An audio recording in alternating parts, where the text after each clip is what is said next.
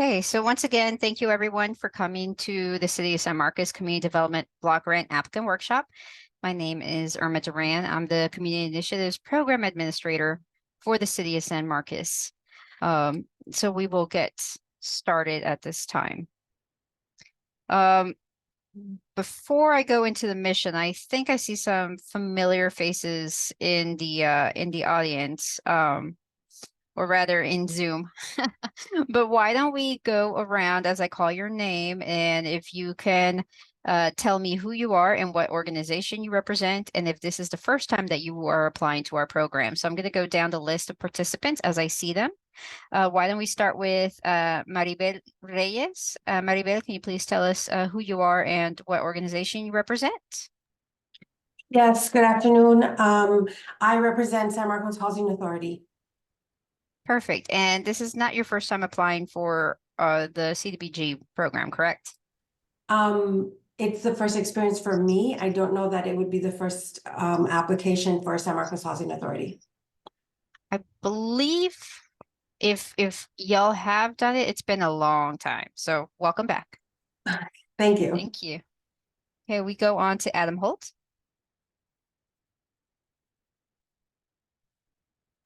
Yes, hi, Adam Holt. I'm here with Outsiders Anonymous. This is our first time applying for this grant. Perfect, welcome. Okay, we go next to Warner Davis. Oh, good afternoon. I'm St. Vincent de Paul. Thanks for joining us. Okay, Ana Hernandez. Hi, everyone. I am with YWCA Greater Austin. Yeah. And YWCA, I'm going to say that's your first time applying to CDBG, correct? Here in San Marcos. It may be in San Marcos, yeah. Yes, yes. Okay, Beverly Smith. Hi, good afternoon. Hill Country Mental Health and Developmental Disability Centers. And I believe this is our first time for the block grant. Yes, ma'am. Let's see, Danielle Feldman. Hi, I'm Danielle with CASA Central Texas, joined by Nicole, and this is not our first time applying. Welcome back. Beverly Smith. I believe I already went ahead. That's right. I'm so sorry. Okay.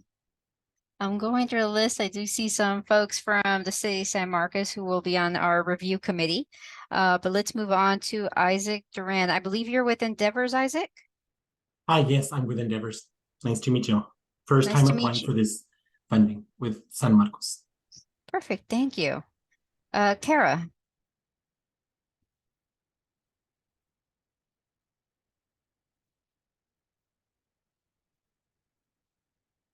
Kara, would you like to introduce yourself?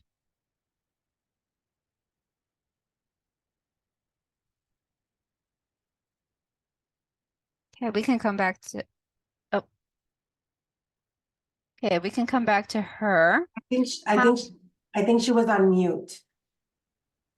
I think so, and then I saw her disappear from my list, but we'll come back to her if she comes back. Kate Resnick. Hi, I'm from Habitat for Humanity. We are not a first-time applicant. You know us, but we are looking at program, and we've been a public services applicant and grantee. So we want to talk about both. Thank you. Perfect. Thank you. Maribel Reyes. I've already gone. Okay. San Marcos I'm sorry. Housing Authority. No there problem. You go. Sorry. Okay, Nancy Hines. Hi, I'm with the Homeless Coalition for Hays County, and I'm just sitting in to listen to the conversation. Wonderful. Thank you so much.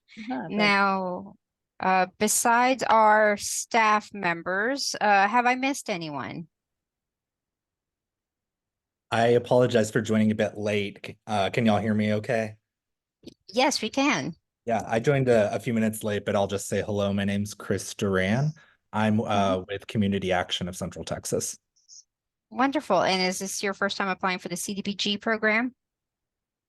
I believe that Community Action may have received CDBG many years ago. Of course, we've been in the region for decades, so I think Yes. years ago, but I've come on recently, and my understanding is that it's definitely been a few years. I think so. I haven't seen your name around in a while. I think with other grants, but not with CDBG. So welcome everyone. So it seems that we have a good mix of current applicants, applicants that renew, and then also brand new entities. So we'll talk a little bit about the CDBG program, which the mission is to promote the development of viable urban communities. So our goal is to make decent housing, make the quality of life excellent for our San Marcos residents, expand economic opportunities for all small businesses, and make sure that people of low and moderate income are assisted in the city of San Marcos. If you're familiar with the CDBG program, you know that cities have to have low to moderate census tracts in order to apply. In the city of San Marcos, we made things a little bit easy. The entire city falls under that one low to moderate income umbrella, so you don't have to pick and choose what areas inside the city limits you be assisting, because the entire city is eligible.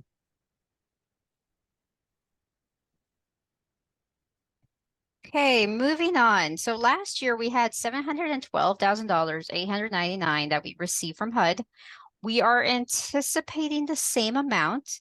If we receive anything less, it'll probably be around 710,000. So 700 to 712 is what we're going to be messing around with when we're doing our calculations. So what you apply for, and if you are accepted, usually is what you get. It's more about, do you get accepted or not? It's not a, well, you applied, we're going to cut the budget down to scale so everyone is able to participate.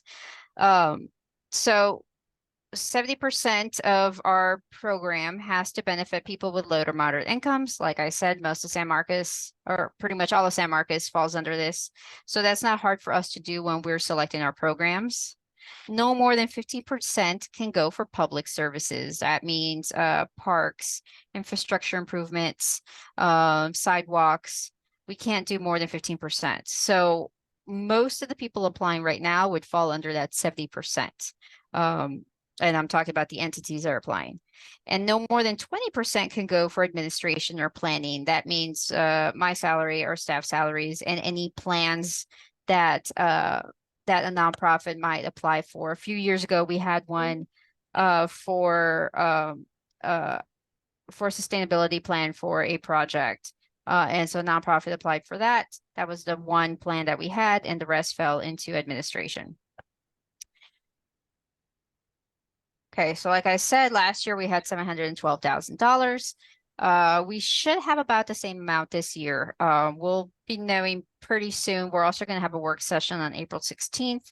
We'll know if we reallocate funds from previous years. So after April 16th, we'll also be updating our website to notify you if there are funds that we put back into the bucket so we can have more money.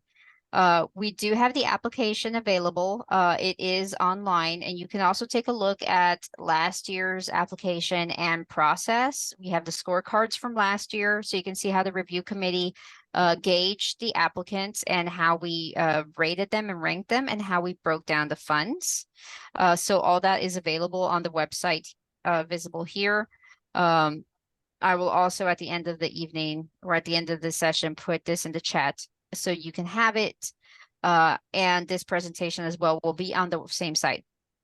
The application period is open currently. It will be from April 3rd all the way to May 6th at 5 p.m. At 5:05, I'm going to start going through your applications to see if I'm missing anything. And if everything looks great, by 7 o'clock, our review committee should have it. And that is fingers crossed if everything looks absolutely perfect, which I'm hoping will go that way.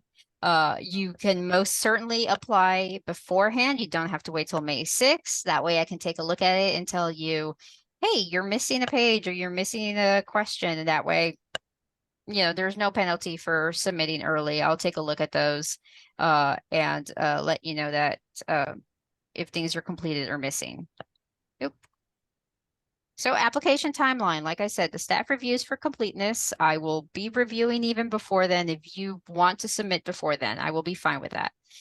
We will ask for any missing documentation, and corrections are due within 2 weeks. But notice that we do have a very tight turnaround time for reviewing. So our committee will be looking at these packets pretty much as soon as we receive them, and we'll have a meeting for recommendation on the 10th. And that is because we have to submit our packets for our city council by May 13th, because the meeting is on June the 4th. So that's why we have such a quick turnaround time. But like I said, submit before, you're absolutely fine with that. I'm okay with that. And just because you're missing a couple documents, as long as they're not absolutely urgent or necessary, say for example, you're missing the roster for your board of directors. That's not as urgent as, say, for example, missing your breakdown of the funds. So again, submit whenever you can before the 6th. The 6th is the absolute deadline.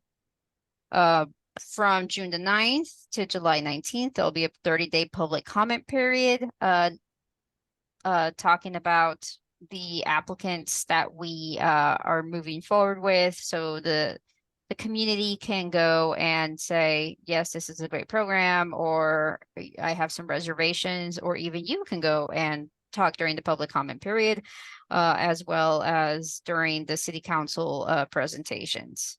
And by August the 6th, city council should allocate the funding. We submit the action plan, and by October 1st, boom, we should have that money and we will start those contracts.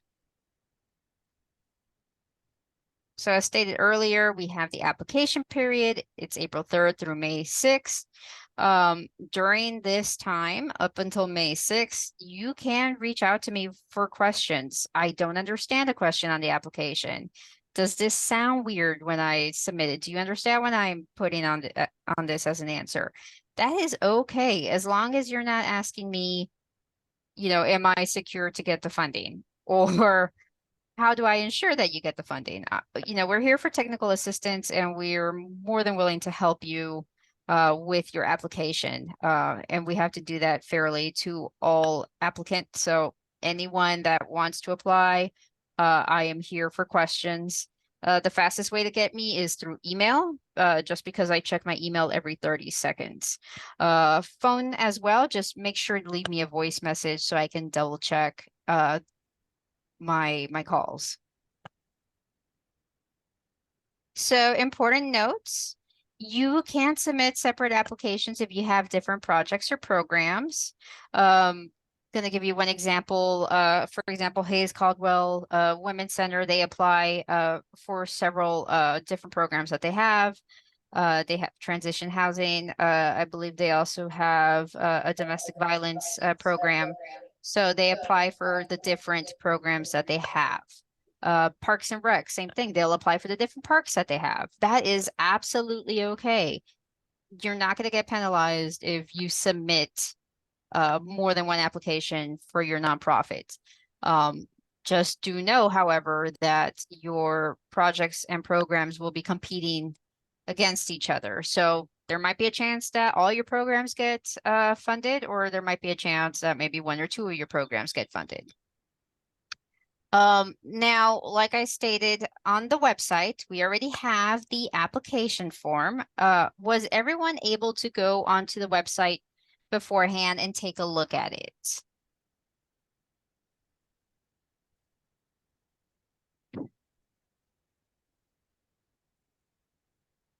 I'm gonna pause real quick so I can get that website and put it on our chat so you can have it and you can follow along with us. And sometimes if you don't have it, you can just go to sanmarcostx.gov and look for community development. and you'll be able to find it as well. But I will put the direct link for you. Just give me a brief second so I can go grab it. That way you can grab the application as well, because the next couple of slides will be regarding the application and how to go through with it. So I'm going to share my screen again, and you'll see that I'm going into our planning and services and going into community development. So I'm here now in the community development page, and I go into CDBG action plans. Let me know if everyone is able to see the website that has the bar on top that says City of San Marcos. And this is the information right here. So you can go through the blank. I'm sorry, Irma, are you Yes. sharing your screen?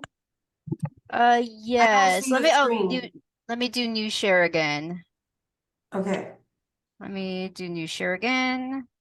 Now let me know if everyone is able to see it. No. No. All right, let me stop the share and start over. Resume share. How about now?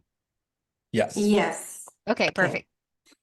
Okay, so I did share the website on the chat. And then you go into blank project application. And this is the 24 project application. Okay. So this is what we would want back from you. You'll notice that there isn't much space to type up. So if you put see additional notes or see additional page, we are totally okay with that. The page that we want back, so all the information up to page 5, that's information from you. If you send that to us, it's fine. But if you send it to us starting on page 6, even better. That's the information that we're going to be reviewing. So on page 6, you start with the supplemental item checklist, which is everything that we need submitted with your packet. So the board of directors list, the contact numbers for the board chair or president and treasurer. Sometimes for the smaller organizations, that might be the same person. The resolution of board minutes showing approval to apply. I know some of the larger organizations, especially the nationwide ones that have branches regionally, might have different board of minutes showing that the regional director or the local director can apply and sign off. That is totally okay. Tax exempt determination. This one is very important. Do submit your tax exempt determination letter. This is your letter that shows that you are a nonprofit. If we don't have it and we cannot verify your status, then you are considered ineligible, and you don't want that to happen. So we do check that before we approve that you have not only the nonprofit status, but also that it is current.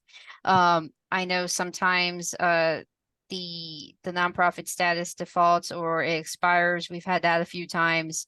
It has to be current and running, and we do want that termination letter.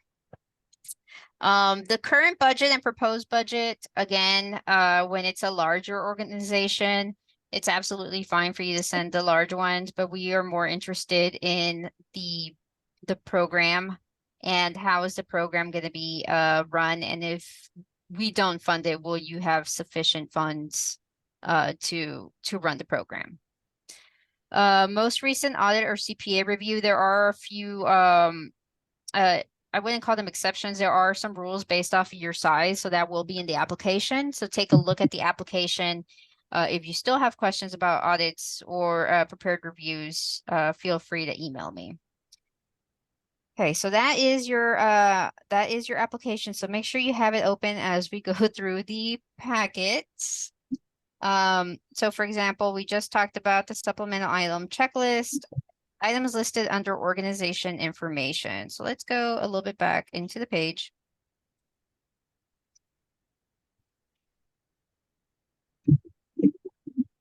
Okay, again, super important.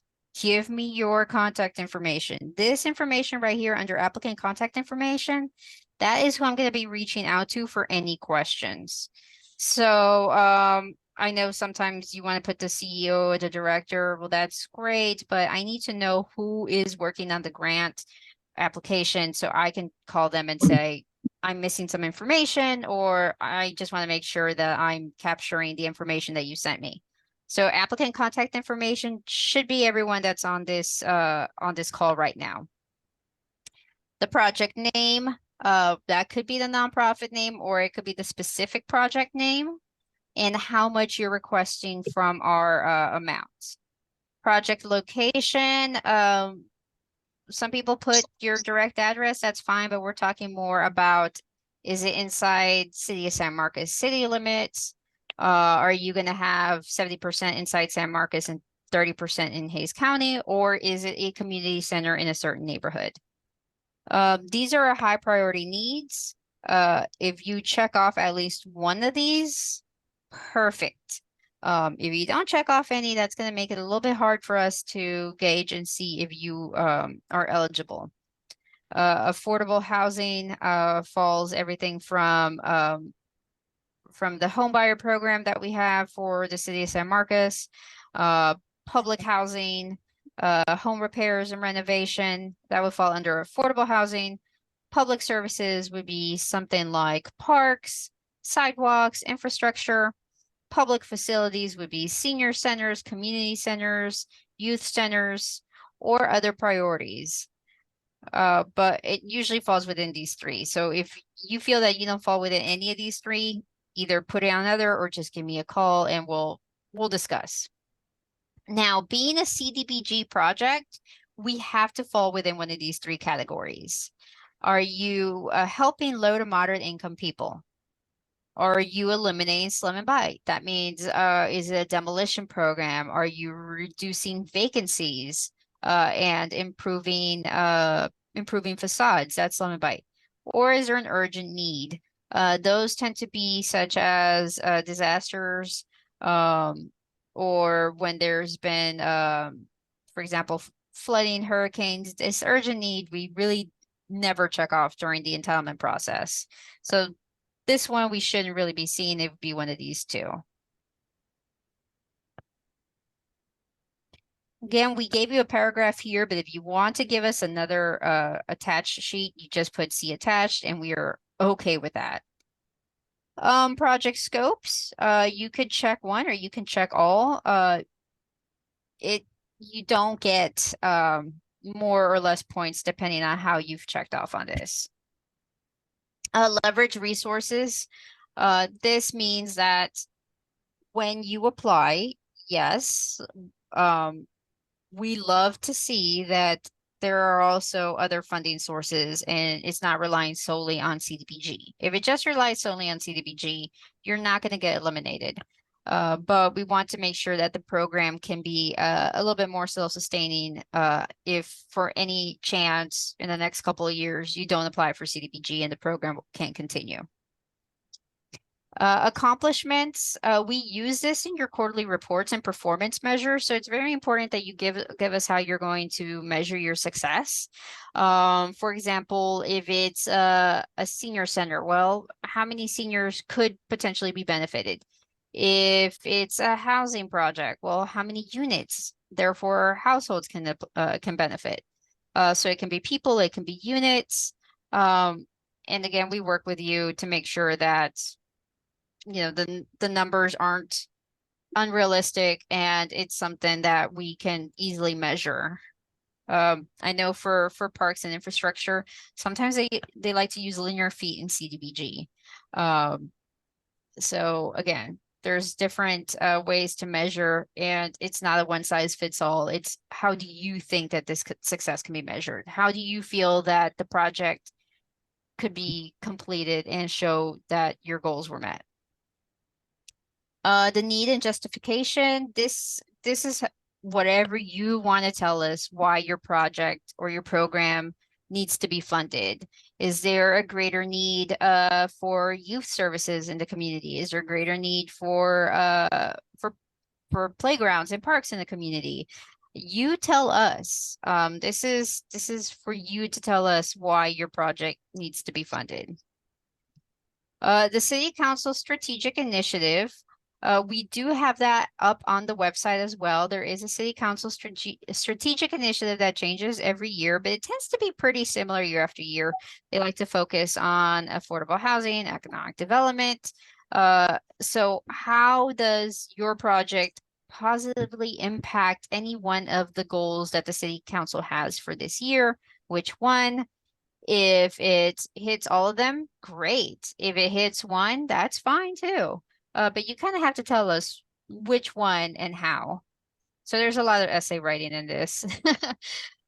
Describe in detail the impact the project will have. So how does this help the residents of San Marcos? How is this going to contribute to their quality of life, their safety, their economics, or even their health? Experience or references. If this is your first time applying for a CDBG grant, don't fear. You still have experiences and references in other grants, in other programs. Some of you have applied for a Human Services Advisory Board grants. Use that experience. Sometimes you've applied for other regional or state grants. Use that experience. And we do want to see 3 letters of reference.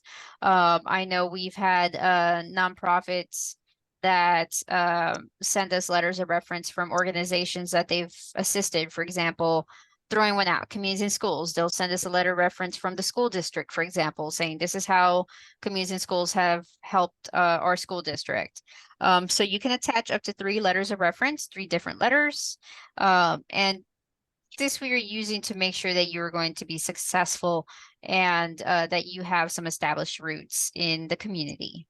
For those that might be from outside San Marcos, and this will be your first time applying inside San Marcos, it's okay to have letters of reference from outside. It's absolutely fine. And thank you for coming to San Marcos to help our community. Agency information, again, this is not going to be held against you. Does your organization have an office located in San Marcos? Yes, great. Not, that's fine too, but you're still helping people inside San Marcos. Has your organization been in operation for 2 or more years? Last year, this got added by City Council. We just want to make sure that you are at least an established organization, and it's not a brand new nonprofit that is trying to try to get established. We want to make sure that you have at least 2 years of experience. Same thing with the organization served in San Marcos residents for 2 or more years. This one, again, if you click yes here, but no here, that is fine. You're still an established organization, but you're probably just getting started in San Marcos. That is okay. Beneficiaries, who does your program benefit? Is it the elderly? Is it the homeless? Is it battered spouses? For those that might be education-wise, it could be illiterate people too. So check one of these to see which one works. And it'll say, will the program's beneficiaries be in a presumed risk? Yes. If not, okay, that's fine, but let us know why not. If yes, you can either list them or you can circle these A, B, C, D, E, etc. Do we have any questions so far?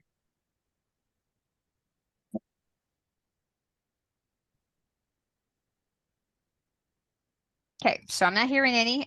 So area benefit projects. Will this project be available to benefit all people in the service area? So technically inside San Marcos, we are all considered the service area, but there might be some, for example, ABC Community Center in ABC neighborhood. Well, it's going to benefit ABC neighborhood. That's okay. That's your service area. But it's going to be open to everyone. Are all neighborhoods that will benefit from this project primarily residential? If not, please explain. Is it a neighborhood inside a urban area or etc.? Again, these questions are not going to disqualify you. Our review committee is going to gauge them and compare them and rank them. Public facility projects. This is, for example, parks, infrastructure. who's the owner of the facility. We could also have, for example, community centers. There's a community center run by Habitat for Humanity, then you put Habitat for Humanity there. If it's a senior center run by the food bank, you put the food bank here. Will fees be charged for the use of the facility? If yes, give us a fee schedule. That's usually, for example, when you have a community center that could be rented out for, for events. And how will the facility be made available to the general public? Project budget, that one's pretty straightforward. What do you need the money for? How much money do you need? And how will budget shortfalls be addressed? If we don't fund the entire amount, do you have leverage? Do you have other donors? Are you going to cut the project by X%? You tell us. For many of you, it sounds like you might check off no here. Has your organization received CDBG funding in the past 5 years? That's totally okay. If yes, tell us how the funds were used. Was it for the same program? Was it for another program? Was the project complete? And for those that have been in our program before, we will check that with the performance measures from previous years. Here's an example of a line item budget for you. If you use your own profit and loss sheets or balance statements, that's cool too. I'm okay with that. But this is making things a little bit easier for the smaller nonprofits, and you just create a line item showing us the total amount. This second column would be what you're asking us for, and then any other funding sources. So say it's 100,000 from us and 100,000 from the Texas Workforce Commission for a total of 200,000. The implementation schedule is basically a timeline saying, okay, we'll get started January 1st after we sign the contract, and this is how long it's going to take us to use the funds. For those construction projects, use a rough estimate, or sorry, not construction projects, infrastructure projects or facility projects. For the ones that go based off a school year, use the school year. That's absolutely fine. Organizational information. So please give us your organizational chart. Show us basically, who's your CEO, where do you fall under that category, etc. Again, if you have questions about anything here, feel free to email me. We'll also need a list of key staff and employees who will work directly with the project, so we know exactly who we're working with too. Sometimes there is staff salaries used for a certain percentage, and we would use that listing of key staff to compare when you submit for requests. Background information: are you a 501c3? Are you a public corporation? Are you a government entity? And then financial information, do you go off a calendar year, fiscal year? Do you have any policies and procedures that we need to know about? And have you ever filed for bankruptcy? We also want to make sure that we know your personnel and policies. With the smaller organizations, if it's the same person for many of these, that's absolutely fine. Don't feel that you need to have a different name for every list. It could be the same person over and over into different sections. And insurance and bonding, what kind of insurance do you have? Do you cover, do you have workers' comp? Do you have fidelity bond? Yes or no? And then any conflicts of interest, please read over this. Basically, you shouldn't have any conflict. So anyone applying should not be on the review committee. Staff, CDBG staff cannot apply. Any city council member that has a nonprofit cannot apply, etc. But from what I can see, it seems like everyone's brand new and there shouldn't be any conflict of interest, but please read over it to make sure that there is no conflict regarding any agencies that you might participate with, sit on the board for, or work with. And then here's the questionnaire, just asking you the same thing. Are you employed by the city of San Marcos? Do you have a board member who's also in the city council or not? Or do you have a board member that's an employee of the city of San Marcos or not? So just go over this, yes or no.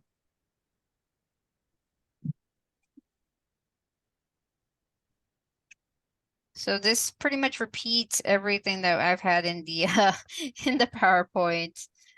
You know, complying with our executive orders. We'll also give you a contract, and this will have everything in there. Even though we say you know, our year starts October 1st, by the time we get the funding and we start with the contracts, usually it's December or January, and we do go back and forth with y'all with our agreement to make sure that you've read the agreement and that everything is covered in the agreement, and everything here on your assurances and certifications do appear in that agreement. So you'll have plenty of time to read it and make sure that we are in compliance with everything.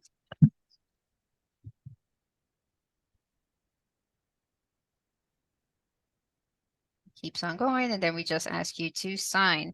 All right, so going back to the presentation, I'm going to pretty much skip over a few of these because I basically told them while we were, I'm going to skip over this one since we did it while we were doing the project application. So CDBG is funded through Housing and Urban Development.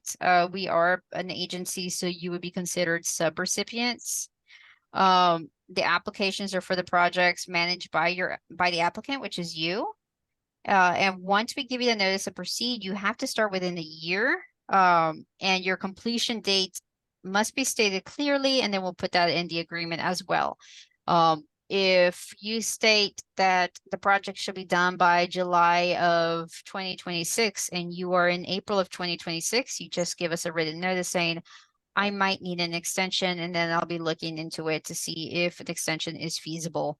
And most times they are, especially if you've been using your money. Now, if you wait till April of 2026 and I haven't seen any quarterly reports or performance measures or financial requests, that might be more of an issue.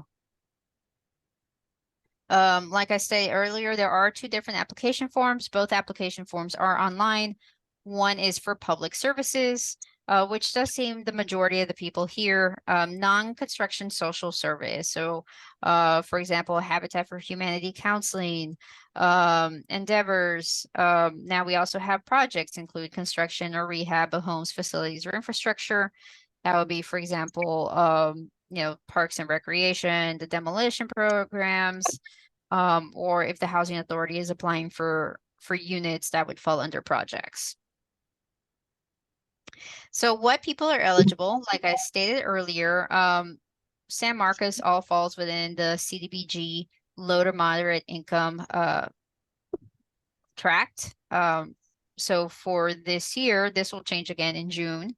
But up until this time, this is the average for 80% for the city of San Marcos. So a family of 4 has to earn less than $93,450 in order to be considered low to moderate income. That is at 80%. We also have at 30% or at 60%.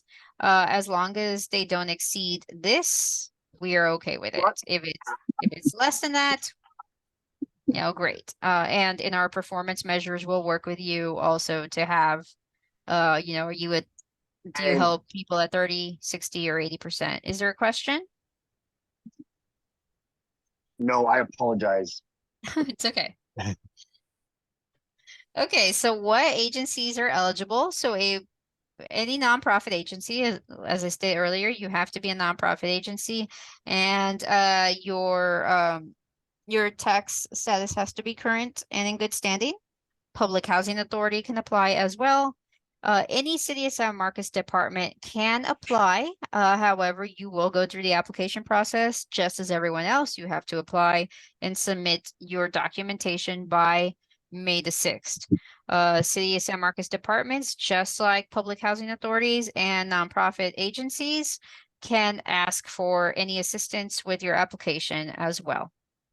Or other government entities. If Hays County wanted to apply, you know, that is absolutely fine. They can apply for our projects and funding as well.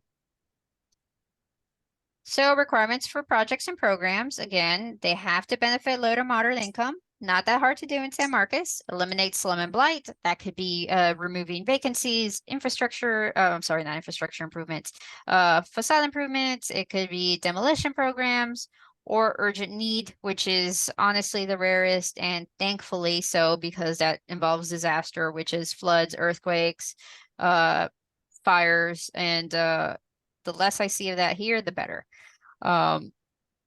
There is the priority need in our consolidated plan, and our preferred needs are public services, public facilities, and affordable housing. Public services, like stated earlier, it could be abused children, it could be domestic violence, it could also be counseling, public facilities, senior centers, community centers, youth centers. Affordable housing can go anywhere from home buyer assistance all the way to repairs and renovation. So for those that love reading handbooks and love going into further details, these are some resources that we have for the CDBG program. These are run through Housing and Urban Development, which is the HUD Exchange. So you could see the guides that we use when we're trying to make sure that we comply and make sure that you're complying. So if you'd like to read, oh yes, Chris, I see that your hand is raised. Thank you so much. Yeah, I'm only seeing the application still. Are there slides that we can be seeing? Sorry. I keep doing that. Okay, let me resume. No Yeah, worries. sorry. I'm glad it's not just me. I saw someone else. Okay, let me go back to the one I started with. Here's the application. Do you see this slide that says slide 9? Yes. Okay, perfect. That's what I was talking about right now. Yeah. This is the area medium income chart. This is also on our website as well. This will change in June, but for the time being, this is what we're using. The list of agencies that are eligible. This is y'all. Our requirements, which I brought up, these are also in the application, and then these are the resources. And again, this presentation will also be available online, so you can click on these resources and have some fun reading these guidebook and slides. Okay, moving on to the next slide. So these were city council requirements that were added last year. You cannot pay for more than 20% for a full-time position. This means salaries and benefits. Fully funding a part-time position is acceptable. Say, for example, that your grant is for $100,000 and you have a part-time position, and that part-time position is only, $15,000. Well, that's less than 20%. That's completely okay. Agency has to have been around for at least 2 years. And if you applied for other CDBG, we have, we've had other CDBG such as the coronavirus and disaster recovery. If you applied for that in our Human Services Advisory Board grants, that is absolutely okay to apply for this one, which is CDBG entitlement. But you have to show that the funding is being paid for different items. So you're not double dipping and paying for the same thing. So in your budget, you have to show where the other grants are paying for and what you're trying to pay with CDBG entitlement.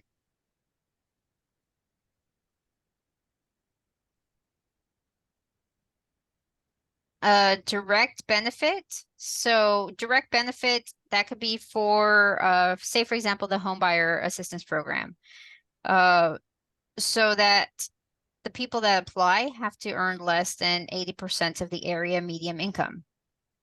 So we check when you have people apply, you check and see what their income is. You check for income eligibility, and that is called direct benefit. Area benefit, you're benefiting a area that is considered low to moderate income or a low income neighborhood, for example. Like I said, San Marcos qualifies pretty much. If it's a community center or a neighborhood center or a park, we would go based off of area benefits. And then we also have economic development projects, which is to focus on providing jobs for people who earn less than 80% AMI. So for example, we've used this with general funds, but for example, QuickBook training to help small businesses get staff that knows QuickBook training, and the people that get the QuickBook training earn less than 80% AMI, or daycare services for low to moderate income families, so the staff can go back to work. Those are considered economic development projects. So we do have a review committee, and we do have a great score chart. Last year's results are online as well, so you can take a look at how we did it last year. We will follow the exact same format this year.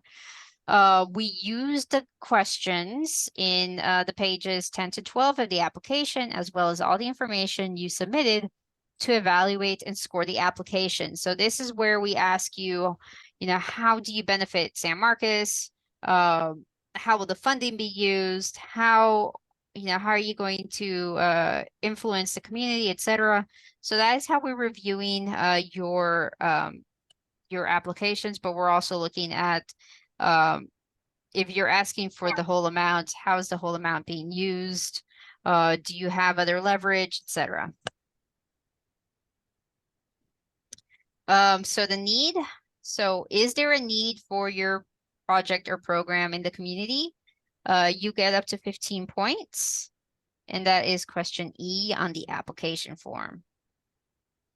The justification, is there, if there really is a need, how does your program help either alleviate or solve that need, and show us the justification for that.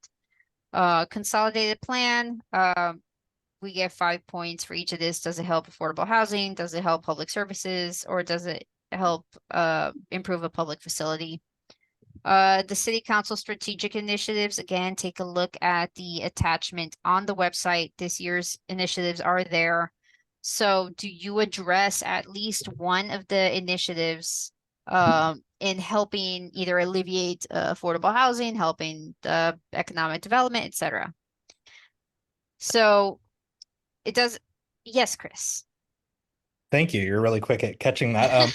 I was just wondering, just so maybe I don't unnecessarily scribble notes, will we be able to get the recording of this meeting or Yes. the slide deck? Oh, yeah. So this recording will be available. I am recording it, and it will be available by tomorrow on the website, as well as the PowerPoint presentation. Awesome. Thank you. No problem. So for the city council strategic initiatives, if you check off all of them, you still get 10 points. So don't feel like you have to check off all of them and you get more points. If you don't check off any, you get 0 points. If you check off one, you get 10 points. Impact and cost effectiveness, that's a maximum of 20 points. So, your overhead, we hate spending, we hate giving money when it's mostly overhead, mostly admin. We want to see the actual impact, direct impact to those being helped. So how effective is your budget, and how much of an impact are you providing?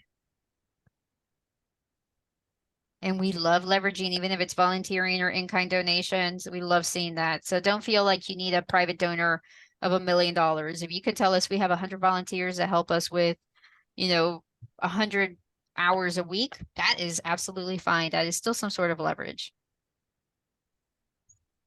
The implementation, the more points you get is based off of the fact that, hey, this project might already be funded, or I'm sorry, might already be active and going, and you just need more money to make it bigger.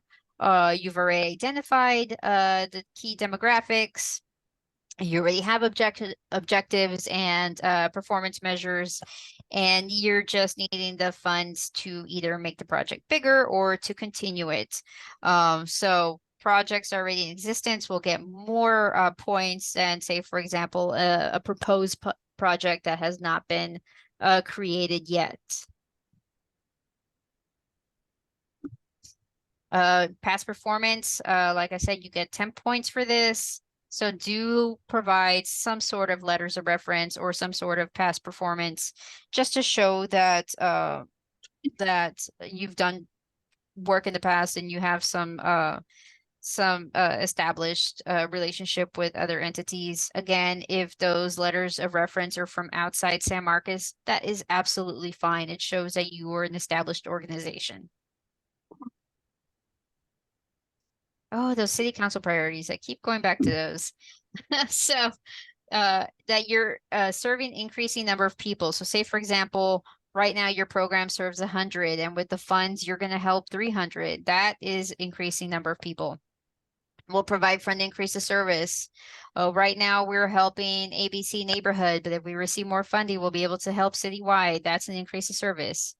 Office located in San Marcos, you get more points for being local, but that does not mean that if your office is outside of San Marcos, you're not eligible.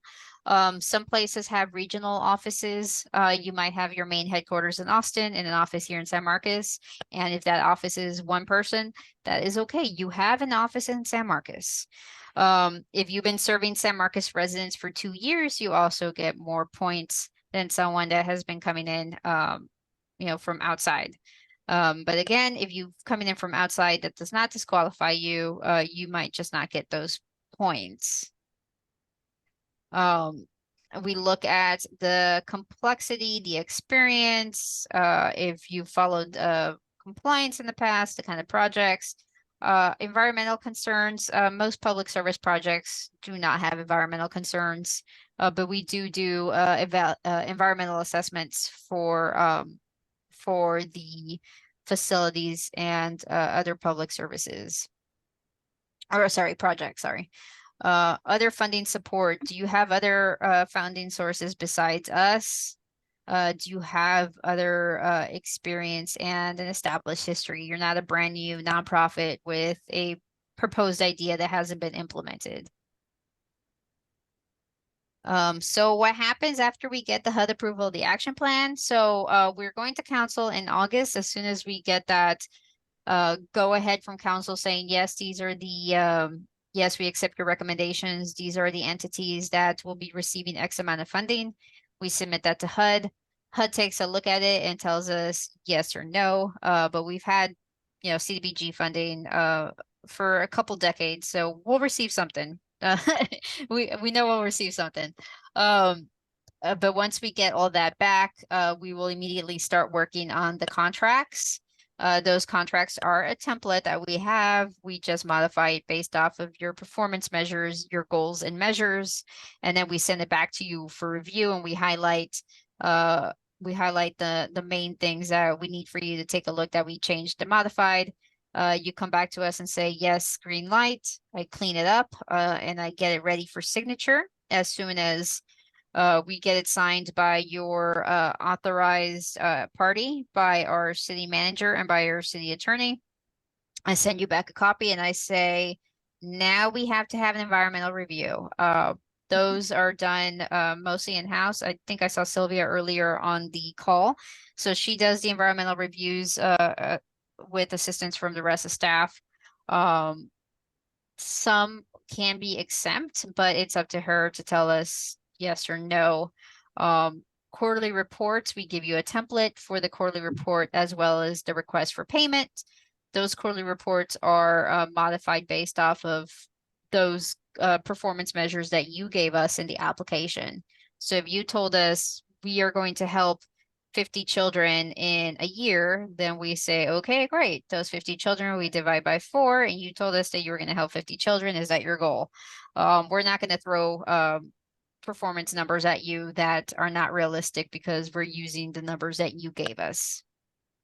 The payments are reimbursements. They are not upfront costs. So you do have to submit that request for payment form back to us, signed. I'll take a look at it. Big thing, if, for example, they are salaries, then you give us the payroll and then you give us a copy of the bank statement to show that the payroll was deducted from the bank statement. If it's for buying meals for the elderly at Walmart, then you show us the Walmart receipt that shows you use this credit card. So we do need backup documentations for it. It's not as hard as it sounds, and I'm the ones looking at it, so I'll let you know, hey, you might be missing something, and then we'll go back and forth. And I'm pretty fast at getting those requests for payment submitted so you can have money as pretty much within a couple weeks after you submitted the request. The timeline is set by the contract and it cannot be more than a year. We'll work with you on that. I know some entities go based off of school year, others go based off of calendar year. So we work with you to make sure that we have a realistic timeline and that everything falls in place. So that is the end of the presentation. Like I said, this will be available online for y'all. Are there any questions at this time?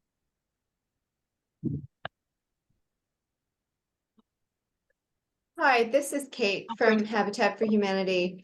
Kate. I just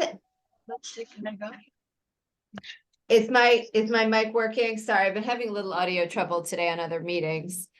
Yes, ma'am, I'm hearing you. Okay, great.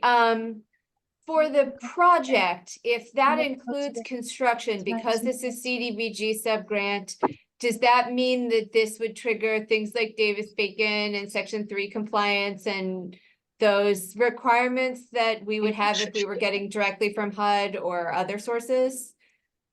Yes, so we do have to comply with all that, but I believe there is a threshold amount. Sylvia, am I correct in that? It's 200,000, so it's Exactly. probably given the total amount that you have, not a concern, but I know that our real estate people wanted to make sure of that. So Yes, thank you. yes, yes. Cool. Thanks.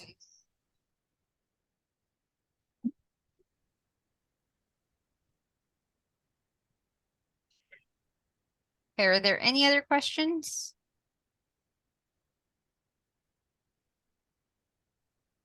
Great. So if there are any questions after the presentation that you might come up with, and they might be more general and not just pertaining to your application, we will have a frequently asked questions, and I'll send it back to everyone that was in this.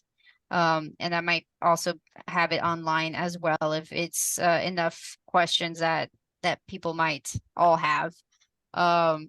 So I do thank you for this time for coming out to this presentation. We will have this available online for y'all. So thank you and have a good night. I'm going to stop sharing my my screen at this time and I will pause the recording. Thank you.